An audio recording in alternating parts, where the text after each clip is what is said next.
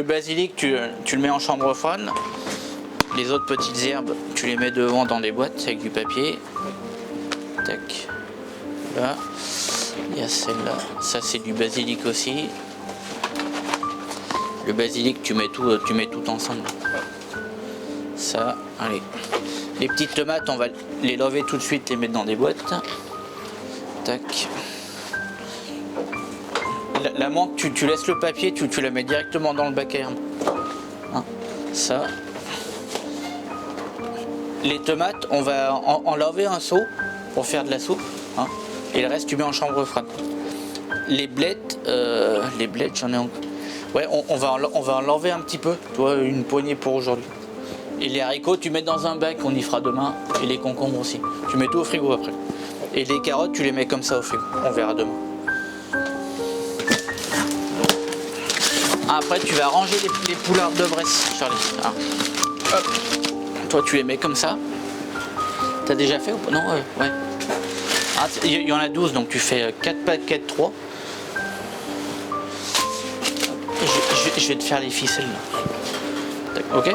Tiens, mets déjà tout comme ça.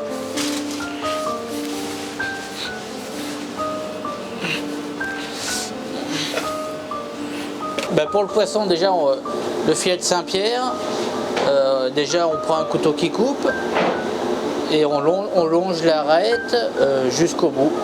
Voilà, le Saint-Pierre, il y a 2 filets, un de chaque côté. Voilà, et chaque filet a 3 aiguillettes.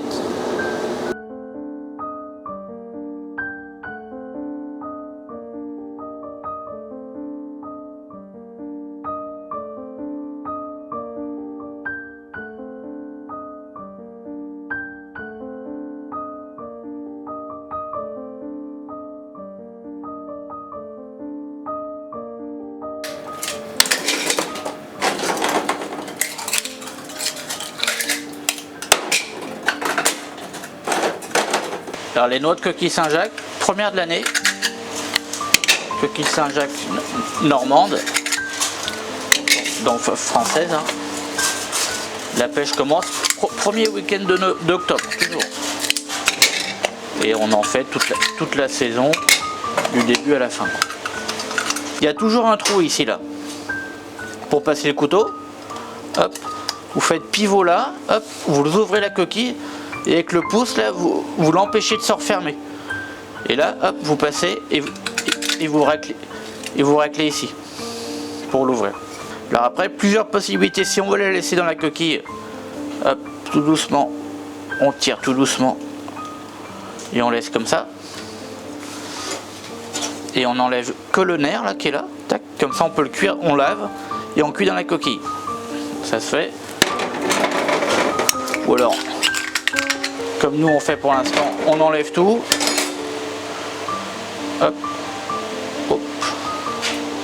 Et on enlève le nerf en même temps. Voilà.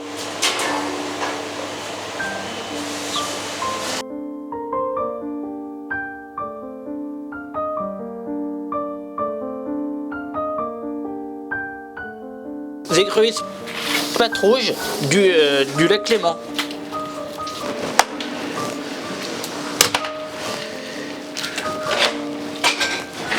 Les foie gras sont arrivés aujourd'hui, les lobes de foie gras frais. Voilà, aujourd'hui on va faire une assiette avec les figues fraîches arrivées aujourd'hui également. Le foie gras, je vais le couper en escalope pour faire poêler avec une petite tartelette de figues et de cèpes de pays avec une vinaigrette à la noisette. Alors le principe du menu, c'est un menu dégustation qui change toutes les semaines à 10 jours, voilà. Suivant en travaillant que du produit frais, du produit de saison. Je m'adapte aux fournisseurs. Les fournisseurs sont des amis que je connais depuis très très longtemps, on a travaillé toujours, pratiquement toujours ensemble, qui font des choses magnifiques. C'est des producteurs qui sont autour de chez moi, c'est des gens fabuleux qui font un métier extraordinaire et puis qui vous proposent des produits fabuleux. Il y a Augustin à Sanves qui nous fait des petites herbes, des petits légumes magnifiques. Il y a Jean Denot à Sens qui nous sélectionne notre viande. Le domaine de la Pérouse, les volailles de Bresse. C'est tout un réseau de fournisseurs qui nous permettent de faire ce qu'on fait. Donc nous, on sélectionne le vin avec Sébastien, tous les deux. On va chez les vignerons et en fonction de leur manière de travailler, c'est là qu'on arrive à se rendre compte si le vin nous plaît, quoi. On essaye de chercher des domaines, des petits domaines qui sont assez à taille humaine et qui sont assez respectueux de l'environnement. Voilà, donc c'est comme ça, après, en dégustant, qu'on arrive à trouver les vins qu'on veut servir à nos clients dans notre restaurant, quoi. Et puis les clients, quand ils viennent à Chintré, ils viennent surtout dans une région viticole. Donc on a une clientèle très amatrice de vin. Ils viennent pour bien manger, mais ils sont aussi très exigeants au niveau du vin. Donc c'est pour ça que nous, il faut toujours que les vins soient au niveau des exigences des clients. Mais bon, après dans la région, il y a quand même, on est bien servi. Il y a de quoi faire au niveau des vins régionaux, du Mâconnais, du Beaujolais. Au niveau de la qualité, on arrive à trouver ce qu'on aime, quoi. Donc pour le plateau de fromage, on a d'abord des fromages qui viennent de la région, donc de la ferme de Blanou. Au niveau des fromages de la ferme de Blanou, vous avez la tome du Haut-Mâconnais, tous les fromages de chef du Haut-Mâconnais. Après, on a des fromages qui viennent du Beaujolais. Donc, tome de Auroux, ferme du Beaujolais. Et ça, c'est un fromage qui vient du Beaujolais aussi, de la ferme de Auroux, et qui est préparé comme un camembert. Donc, c'est un camembert du Beaujolais. Donc après, hors région, on a tout ce qui est comté, Brie-à-Savarin, le Cantal, le Brie, le Mont d'Or, le camembert. Et après, on a des fromages de brebis qui viennent de la Bourgogne du Nord, de Lyon. Donc, tome de brebis, des brebis affinées. Et là aussi, c'est tout des brebis. Voilà. C'est ce qu'on propose au restaurant à nos clients.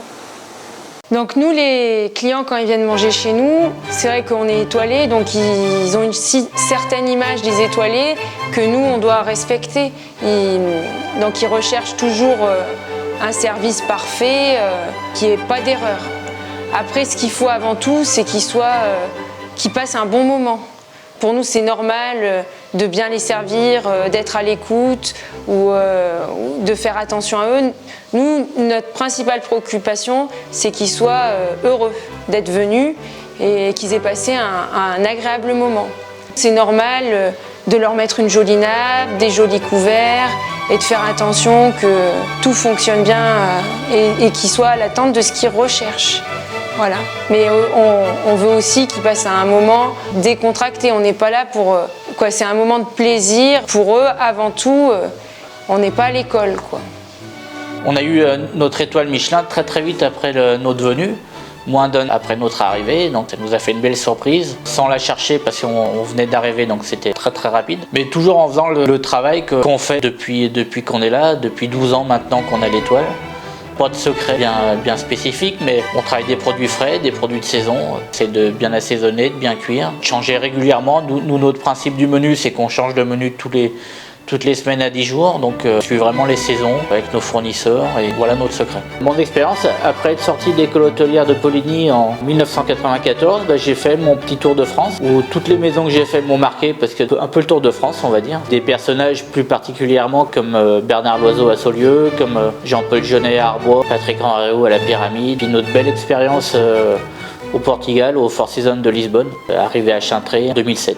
Alors, un conseil à tous les étudiants qui veulent faire ce métier, déjà c'est un métier de passion. Déjà, faut être passionné par ça.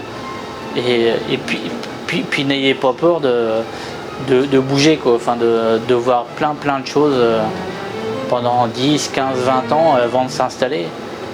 Et de voir un maximum de choses, un maximum de régions, un maximum de produits, de chefs également, parce que chaque restaurant aura sa particularité,